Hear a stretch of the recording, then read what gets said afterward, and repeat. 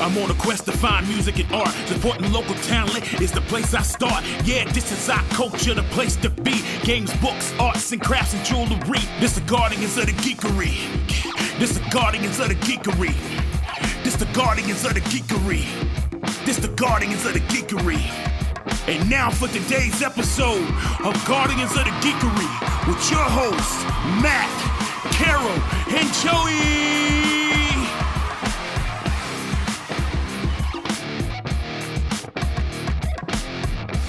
Oh my God. Hey, you just heard that blazing intro for Guardians of the Geekery podcast.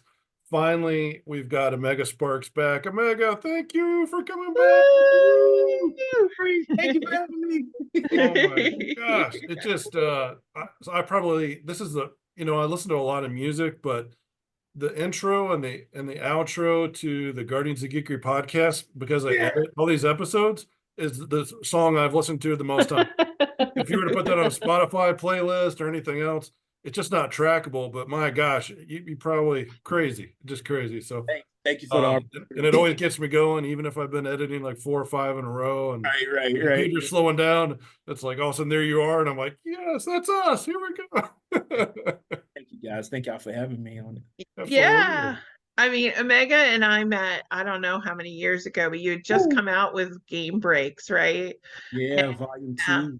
Yeah, and we had you and on our podcast back then, but you had performed at Heroes Con doing some rap out on the sidewalk. You've been to the the Geekery market back before the name that will not be named, and and you performed there. And since then, your life has taken off, my friend. Indeed. It has blown up. Yeah. And so talk to us a little bit about your music journey and kind of what you're doing now, because we are so excited for you.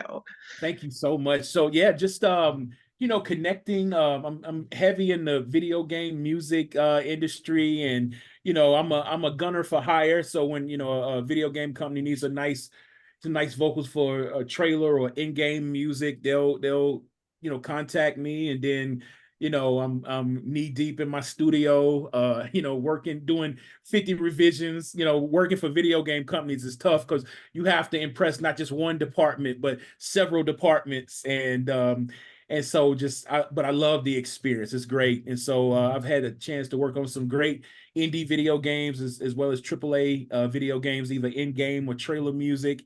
And it's just been really, really fun, and just working with people around the world. I just got finished working on a game with the developers. They were in Hong Kong. And so just like breaking through language barriers, giving them exactly they want. It's a dream come true. I love working in that space. And you've done more than just video games. Your music has been licensed. Yes. Tell us about some of the different venues and areas where your music has been licensed, because I think this is so exciting. Thank you so much. So I started to switch gears and just I tell you, sync licensing, whether it's video games, trailer music, making a song for ad product. Sync licensing is basically the hub, or the fire underneath everything. So I just started switching gears, and I teach this stuff to other artists as well. It's just a great form of income, for like bands that they want to get off the road. They've been touring all year. They want to just make some music at home and stuff in their home studios. It's a great viable option. So I've actually this year I got a minute placement on The Rookie on ABC. Ooh. Episode 2, season 6, episode 2. And that was quite lucrative. And the great thing about sync licensing is once you get the placement, the more the episode is played, you're going to get those residual income, royalties and stuff years down the line, every quarter and stuff. So that was really awesome. And so that was really awesome. Some wrestling fans might know your music too, right? AEW. See, I am a fan, Omega. I am not just a friend. I am a fan. So. Thank you so much. So I got a chance to write the theme song for not one, but 2 wrestlers that became champions Ooh. during for AEW last year, and yeah, that was crazy. It's one thing to hear your voice during a broadcast of a wrestling show, but for somebody to win the championship for their first time in their wrestling career, and then your voice is helping to celebrate that moment, it is so surreal. It's so surreal. And so shout out to AEW, Mikey Ruckus. He's the music supervisor there. He's given me a ton of opportunities to write for wrestlers. And I mean, I can scratch that off the bucket list, like being the walkout music for a professional athlete. That was something that's been on my radar for years. And we saw that. Yeah. Were you a wrestling fan before, or did you have to like hardcore cram to get the music right? Well, a little bit of both. Like I grew up big like WWE back when it was WWF, Hulk Hogan, Junkyard Dog, Randy Macho Man Savage. I'm a huge 80s wrestling fan. Yes. And with AEW, some of the wrestlers were new or just getting signed with the promotion. So I did a deep dive. As a lyricist, it's no greater calling than just to write and promote someone else. You can put your thoughts and your viewpoint, on a song all you want, but to actually decrease your presence and make sure that your words are really representing someone else, it's no higher form of an opportunity. And so I did a deep dive, like with Daniel Garcia, for example. He was one of the guys that won a belt last year that I wrote the theme song for. I did a deep dive into all the different promotions that he was part of leading up to AEW, and I put that in the song as well, and some of his signature moves and stuff. So it was a little bit of both. I'm a huge wrestling geek, but I also want to do my due diligence and homework as well. Yeah. Do you have to do that for the video games? Do you get like copies of the video games beforehand, or do they just tell you what kind of music they want for the different sections? Both. They give a general idea. Then sometimes I get information not released publicly, like the name of the character. That they like to be close to the chest when it comes to the actual title of the video game or the DLC or the new season they're releasing, if it's a long going video game title. But they give me like the sketches, or if it's a trailer, they'll give me like the unfinished version of the trailer so I can see what's going on in the action, so I can write to it. Yeah, I get some really awesome stuff. They have you sign NDAs and stuff, which I totally value and stuff. And so just want to be trustworthy in the industry. Yeah. So yeah. Oh, that's so exciting. Yeah, we and social media, you're just such a great presence. That's how I keep up with you now, and I'm sure Take one to know one. Absolutely. Love it. But yeah, we just all the success you've had has just been inspirational, and that you always stop, which I love, and give thanks. That's really strong. And attitude of gratitude, Oh, I love it. Absolutely. You gotta have it. I mean, because think about it like this, if they select me, they've passed on other great artists, and so it didn't have to be me, Yeah. Yeah. The older I get, I try to stay humble. I am not the best at anything. I'm not the best writer. I'm not the best rapper. I'm not the best vocalist. So it's a privilege, when someone selects you and they see your value, so yeah. But you're the best at that passionate grinding. Like I'm always seeing you out there. And the other thing that I think you're one of the best at is turning around and reaching down and giving a handout to those that are also trying to come up. And you talked about teaching the classes and giving the talks, but I remember during COVID you had the group chats where it's like, all right, who wants to share this information? Who wants to share that information? And not a lot of people do that. Some people are like, I got this income stream coming in, I don't want to share my secrets. I'm that way sometimes. I'm like, I get so frustrated because I come up with a new idea to do for the market or in a con or something, and I guess it's flattering, but then all of a sudden you see your ideas taken and reused by other people, and you're like, that was my my idea. Now I have to come up with another one, you know. So but you are so great, and it definitely has kind of put me in perspective sometimes of being like, yeah, Joey, it's okay. At least you've got the brain to still think of another idea, you know. So if somebody else needs that idea to succeed, that's okay. I can come up with something else. But I think along with doing the music for it, you've actually been a character in a couple video games, or that you've been animated, my friend, not just your face, but like you've been sections of certain games as well, or certain events, correct?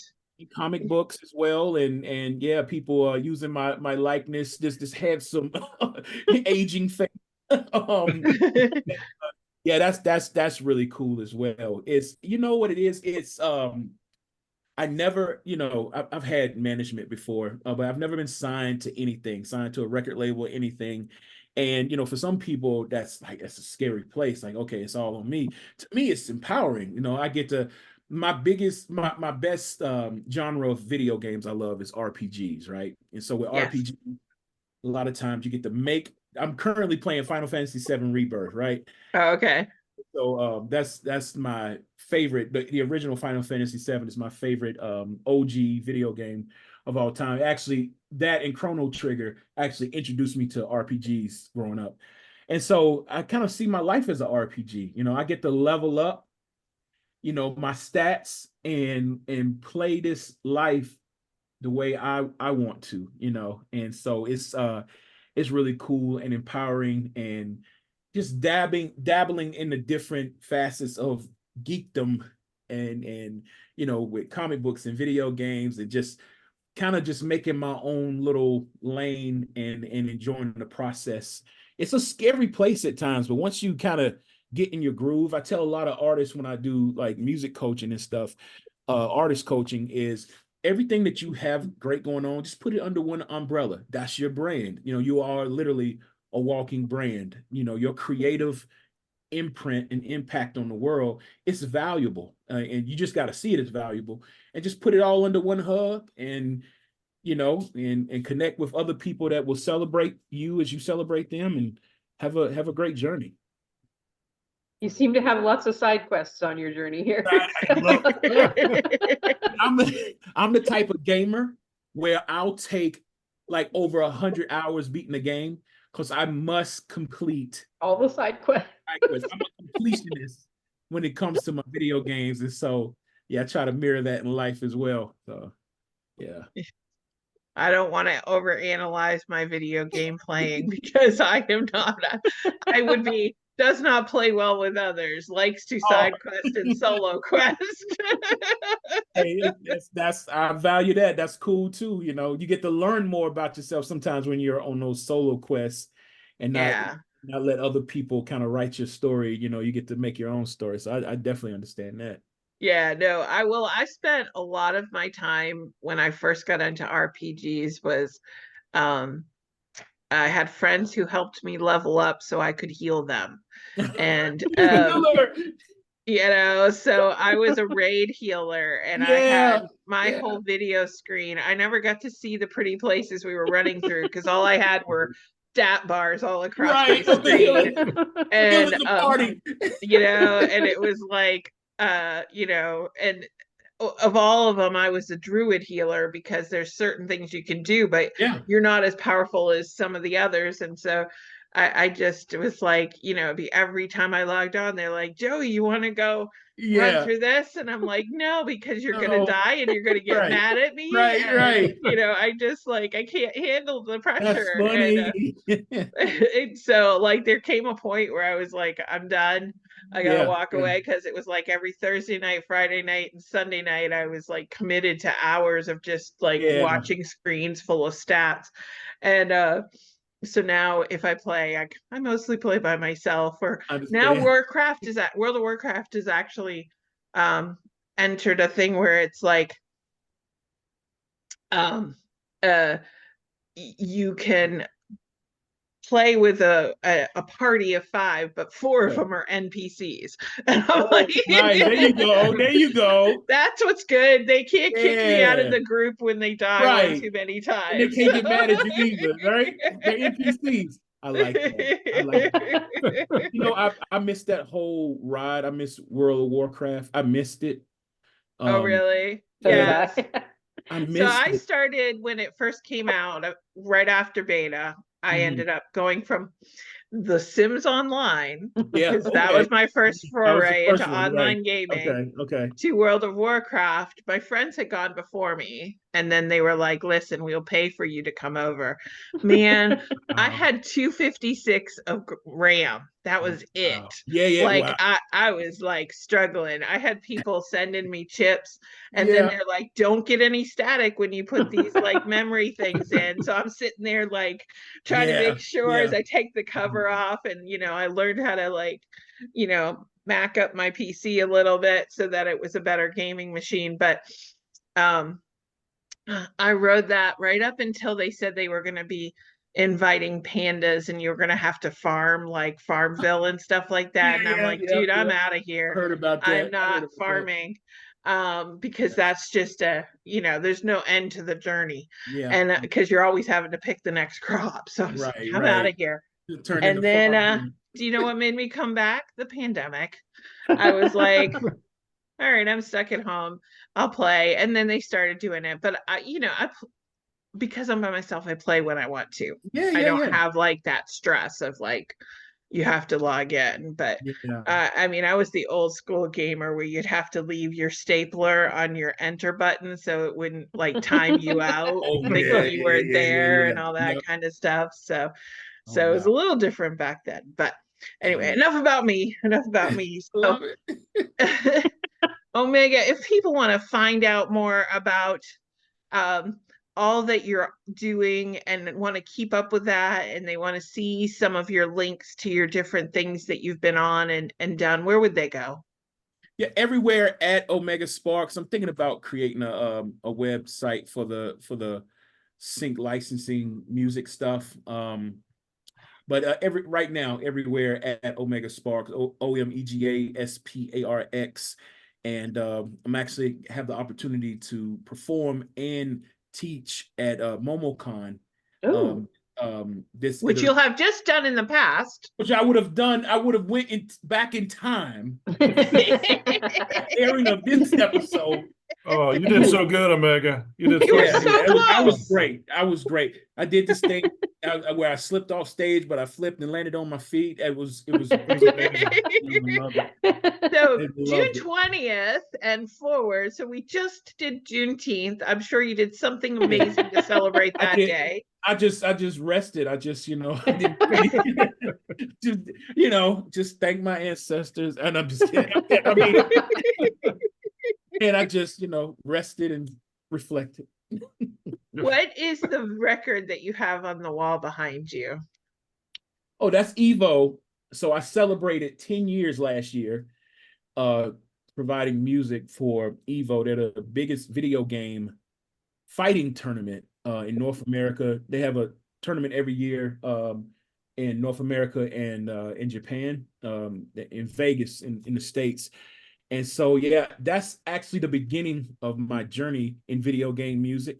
I was providing hype music for esports, and then Mick Gordon, that was a composer with Killer Instinct on Xbox One, heard me on Evo, gave me a shot to provide in-game music for Killer Instinct, and it's been a beautiful journey ever since. So that's a commemoration of that journey.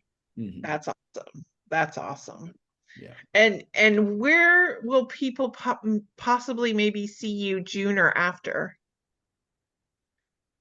No, online somewhere, running my mouth.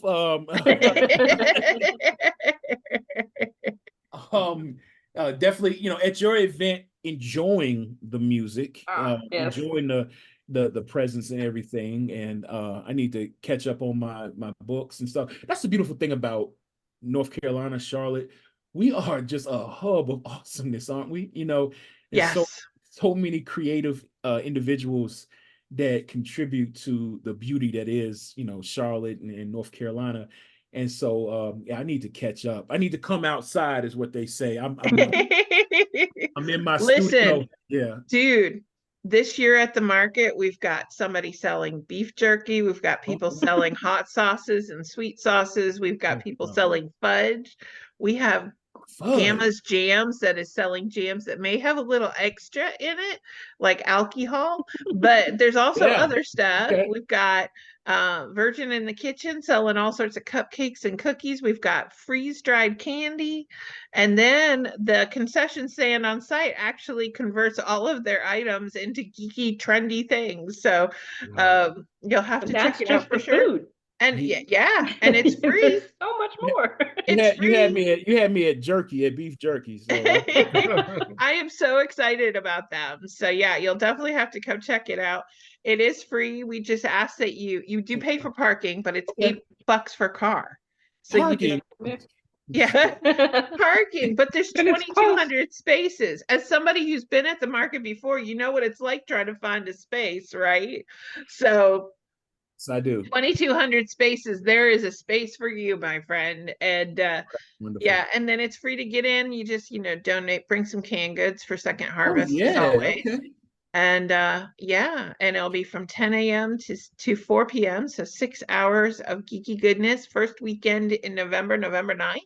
Just in time for you to do, well, I guess it's technically your second Saturday, but you're right after Halloween on the 2nd. You don't want that. You need a week to rest up, and then you can do all your holiday shopping. So, wow, I want to commend you and Matt and your awesome, crew. I think I've known y'all for about 8 years now, and what you have brought to the city. Oh, thank you. It's just amazing, and so.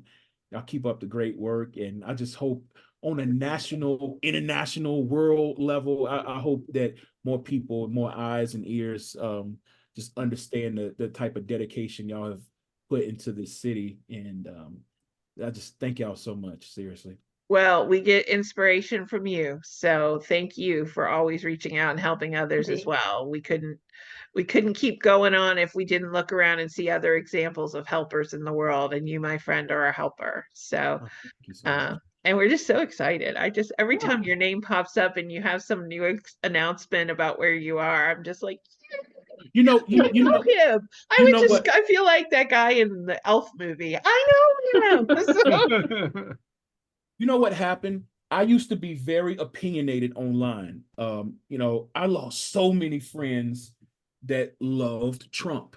And it was just so awkward, so cringe. And I found myself so self-righteous, but I was so opinionated. And I actually had I have amazing people that follow me that I haven't even worked with before. Just they follow me.